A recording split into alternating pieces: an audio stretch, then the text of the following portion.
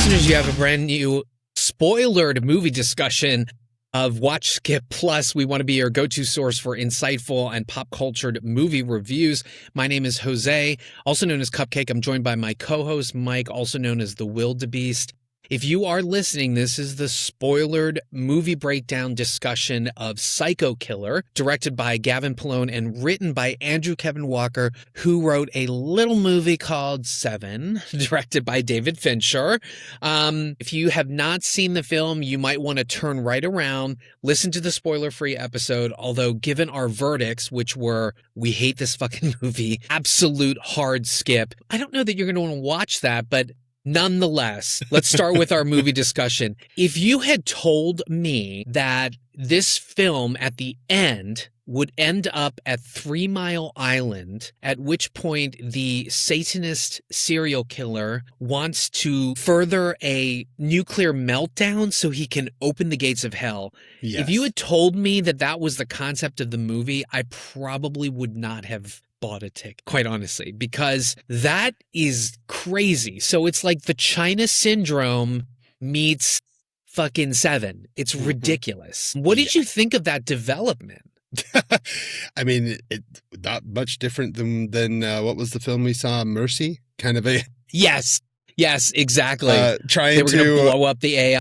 Yeah, I thought we were getting a serial killer slasher film, which it is not at all. Instead, it is a revenge horror thriller where we're watching a guy basically try to do a mass terrorist event. So that's what the whole point of the movie is, a mass terrorist event. Another thing that the screenplay gets really bad is his motivations for doing this, right?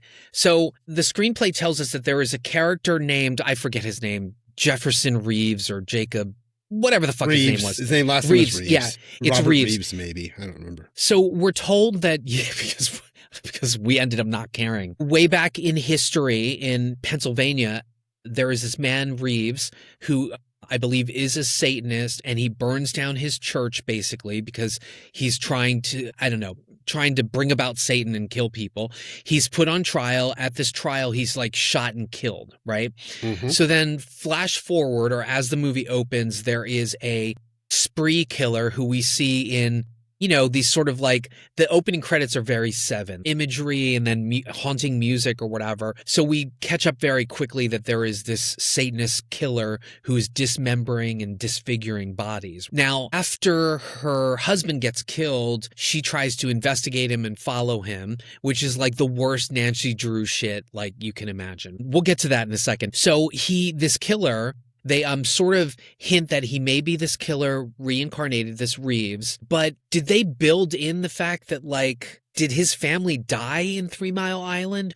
Why the connection to 3 Mile Island other than the fact that it was right across the way from 3 Mile Island? I don't know. I was so confused. Something to do with because of the nuclear and they were going to use that nuclear event to pop the hole directly to hell. That's the only reason they used it, was because of the nuclear capabilities. And of course, when you think of nuclear capabilities and shit going wrong, you think of 3 Mile Island. So that's why, again, everything is so stupid.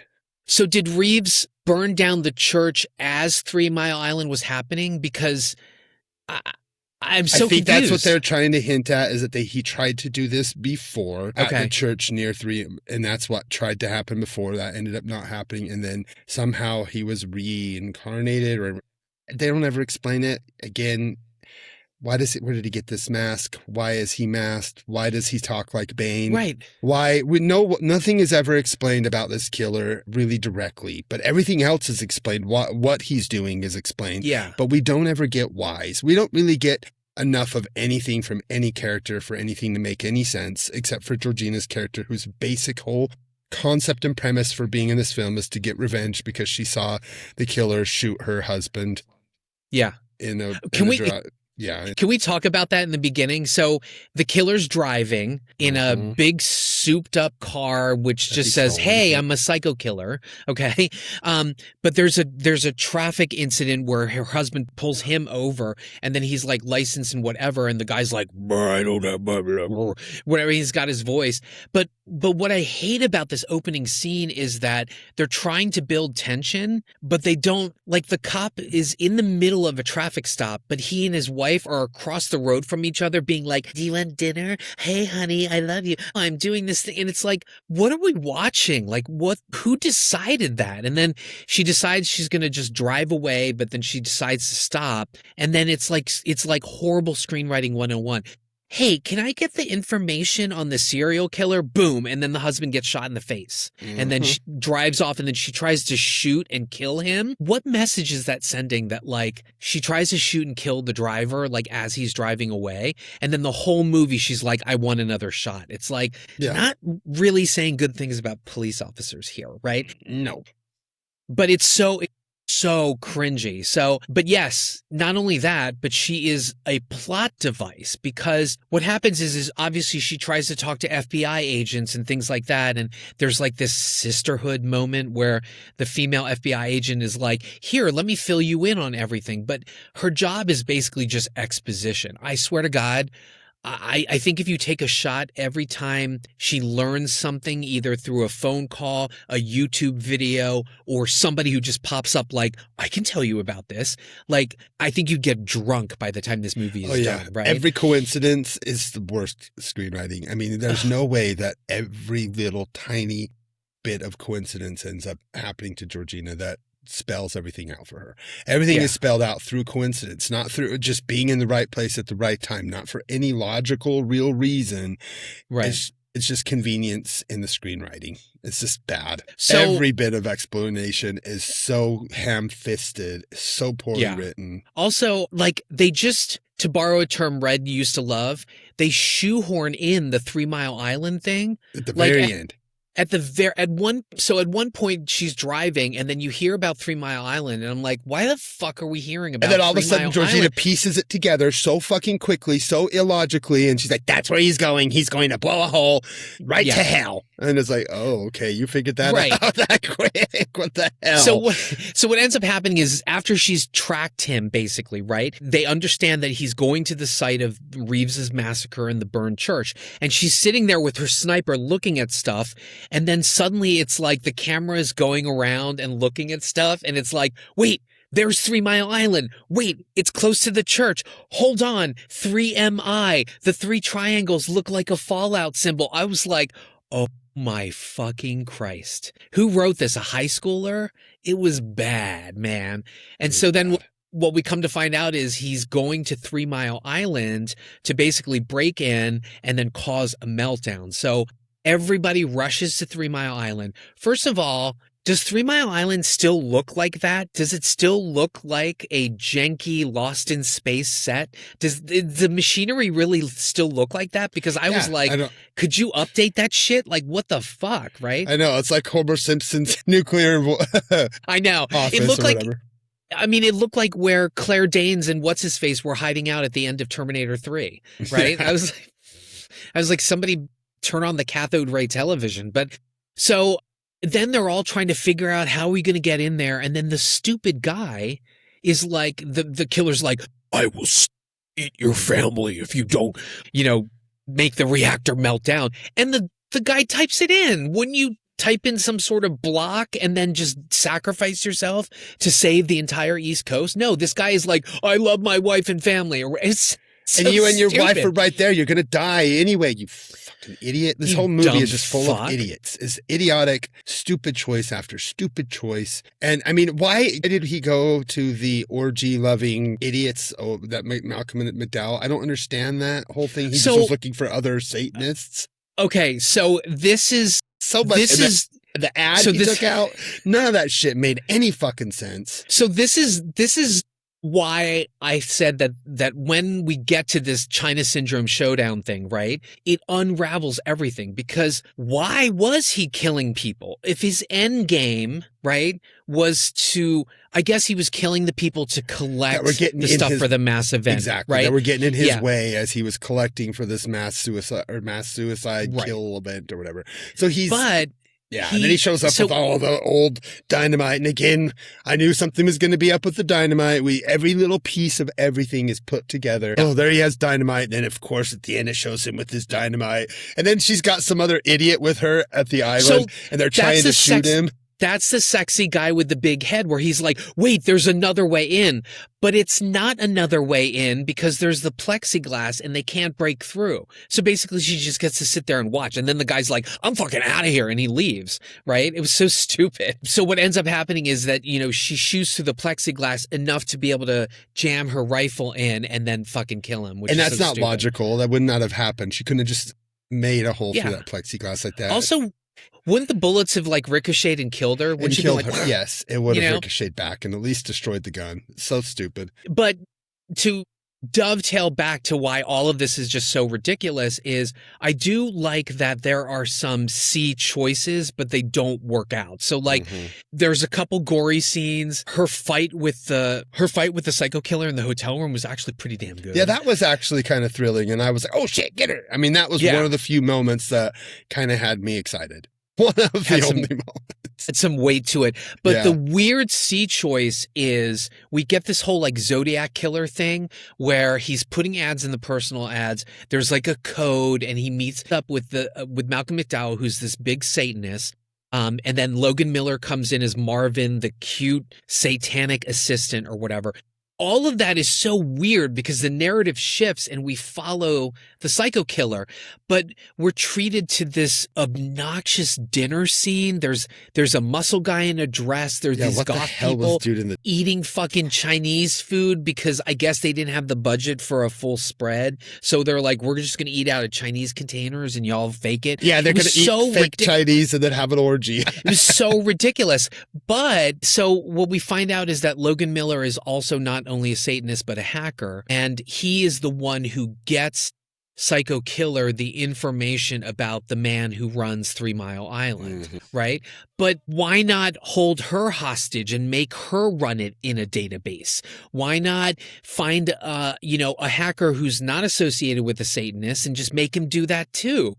None of it makes sense. And then we get the scene, which I will fully admit I kind of enjoyed, even though it's stupid. But basically he goes and he kills everybody at this orgy. So everybody is stripped down. By the way, if you're going to show dick, I don't know. Anyway, I was going to say something really mean about the cute bear that went full frontal. I was going to say something really mean, but I'll refrain. But anyway, so he jumps into this orgy with an axe and he kills all these people and we get this Matrix scene where slow-mo, he's there's blood everywhere and then he ends up smacking Malcolm McDowell who's all acided out in the head or whatever. And that's so stupid and that's from behind and we just see little chunks of blood.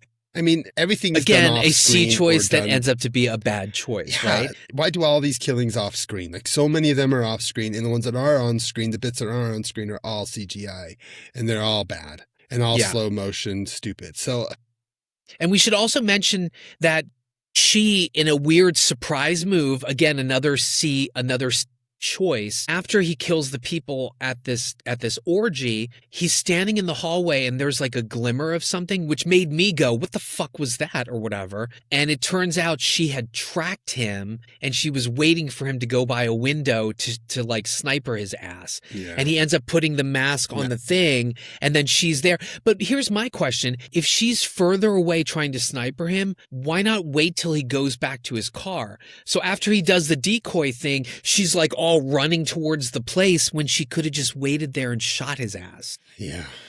Really dumb. Really dumb. Yeah. So other than the fact that the psycho killer had a hot fucking body, hello, Daddy. It looked like Rob Zombie's Mike Myers. It looked like it really was. Right. Just a different mask. He had the long Rob Zombie's Bane. Yeah, exactly. It is. It's Rob Zombie's Bane for sure. You have that awful white trash hairstyle. It's greasy as hell, and it's all down here. And that voice. What the fuck was that stupid voice? If I thought the Bane voice was bad, this is atrocious. And his it was so Satan. annoying when he rips his And he's like, hell, Satan, and he's got all them freaking bombs attached to him. My God, that was, wow, this movie fucking sucks. It's a bad movie. It's so stupid. It's so corny. I mean, if you're here, you've either seen it or you just want to hear us spoil it. If you haven't seen this, don't see it. It's not worth it. It's so bad. Tyler, I don't understand, brother. I don't know how you like this. I get it. You like 9mm. You like these kind of movies when they came out.